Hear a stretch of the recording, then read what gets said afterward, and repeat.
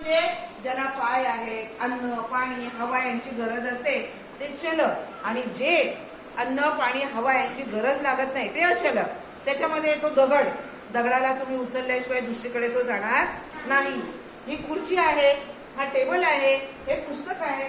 जोपर्यंत हाताने आपण त्याला उचलत नाही, एका ठिकाणावरून दुसरीकडे नेत नाही, तोपर्यंत ते हलणार नाही. तुमच्या वर्गातले बेंच आहेत, देवाची मूर्ती आहे, शोकेश आहे, जोपर्यंत हाताने आपण काढत नाही तोपर्यंत. आता किती दिवस तरी बाटली आहे, त्या बाटलीला जोपर्यंत आपण उचलत नाही, दुसऱ्या ठिकाणी नेत नाही, तोपर्यंत ती जाणार नाही. या निर्जीव वस्तू आणि ज्या स्थिर असतात त्या निर्जीव वस्तू आणि ज्या चालतात फिरतात, हवा अन्न पाणी यांची गरज असते, त्याला सजीव असं म्हणतात. आता या चित्रामध्ये तुम्हाला कुत्रा दिसतोय. आता एक कुत्रा तुम्हाला मोठा दिसतोय तर त्याची पिल्ल लहान दिसतात. बघा त्याचं उत्पन्न म्हणजे त्या कुत्र्यासारखे आणखी कुत्रे पिल्ल सजीव निर्माण कोणाकडून झाले? या सजीवाकडून. माणसाला बघा, माणसाचं बाळ, माणूस असतो, माणसाला मुलं होतात त्याला बाळ बोलतात. माणूस माणसासारखी सजीव निर्माण करतो आणि चेहऱ्याने पण ओळखता येतं. आई ही कोणाची मुलगी? डोळे तिला श्रीषासारखीच दिसते. म्हणजे आपल्याला काय येतं? अनुवंशिकता, आपले रक्त. त्याच्यामुळे काय होते? आपण त्या माणसाच्या चेहऱ्या, आईच्या किंवा वडिलांच्या चेहऱ्यासारखे दिसतो. आता इथं बघा, हे कुत्रा आहे, या कुत्र्याची 2 पिल्लं आहेत. ती त्या कुत्रीसारखीच झालेली आहे रंगानी. बघा रंगानी. हे फुलपाखरू आहे, हे तुम्हाला दिसतंय.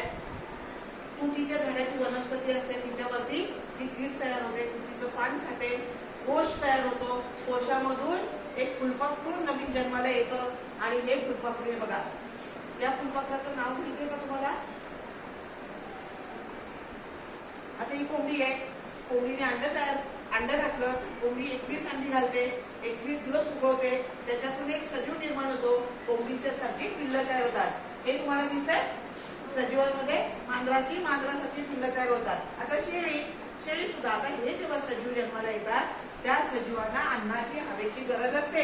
हवा तर पर्यावरणात आहे, पण अन्न मात्र त्यांच्या आईकडून मिळतं.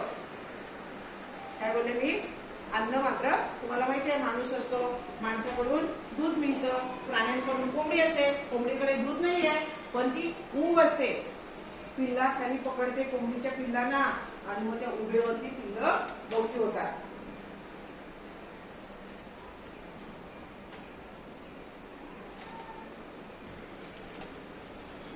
बघा इथं बिबड्या कडव्या रंगाचा फुलपाखरू आहे तो. बिबड्या कडव्या रंगाचा. आता इथे काहीतरी तुम्हाला बघा, ऐन दुपारी मिळे सावली तेथे थोडे थांबा. ऐन दुपारी मिळे सावली तेथे थोडे थांबा. झाड जुने खोड मोठे, झाड जुने खोड मोठे, दाढी त्यांची लांब. असं झाड कोणतं? बघा या पुस्तकामध्ये वडाचं झाड आहे. वडाच्या झाडाला कल्पवृक्ष. वडाचं झाड आपण वटपौर्णिमेला त्या वडाच्या झाडाची पूजा करतो, कारण हे झाड 100 वर्ष जवळजवळ आयुष्य असतं. आपल्या आजोबा पंजोबांसारख्या खूप डेरेदार.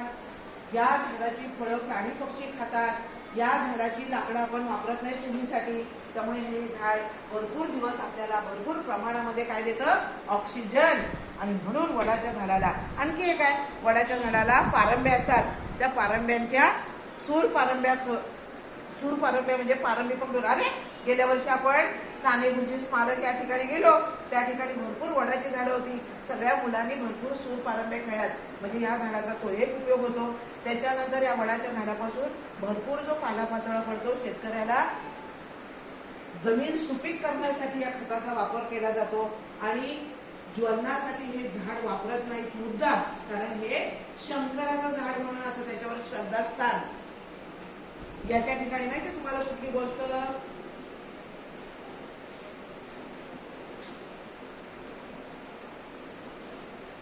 वडाची वटपौर्णिमेला कोणाची पूजा केली तुम्ही? नाही, परीक्षेला बसणार.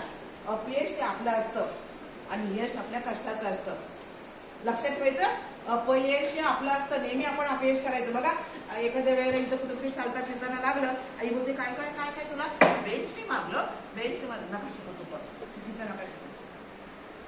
अरे लागलं ना, नीट चालला नाहीस, बघून चाल. तू बेंचकडे कशाला गेला? आई त्या दरवाजाला मारते, त्या लादीला मारते. असं करायचं नाही. जे खरं आहे ते मुलाला दाखवा. आणि नेहमी मार्क कमी पडले बोलायचं मी अभ्यास कमी केलेला आहे. अभ्यास केला असता तर नक्की मी पास झालो असतो. वाचायला कमी काय होतं, मी पुस्तकच नाही हातात घेत, मला गणित काय येत नाही, बेरीज येत नाही, वजाबाकी नाही, गुणाकार. बघा असं बोलतात आमच्याकडे, एक बोट लोकांकडे, 4 बोट आपल्याकडे.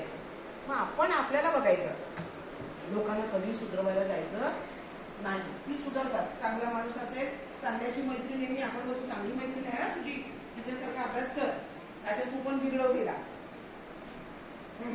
मैत्रीण चांगली आहे की लक्षात ठेवायचं आणि तशी दोस्ती करायचं. दारू पिणारा मित्र असतो तो दारू प्यायला शिकवतो, सिगरेट ओढणारा मित्र सिगरेट ओढायला शिकवतो, अभ्यास करणारा मित्र अभ्यास शिकवतो, चित्रकला मित्र चित्र शिकवतो, म्युझिकवाला मित्र म्युझिक शिकवतो. मग मैत्री कोणाची करायची, चांगल्या माणसाची.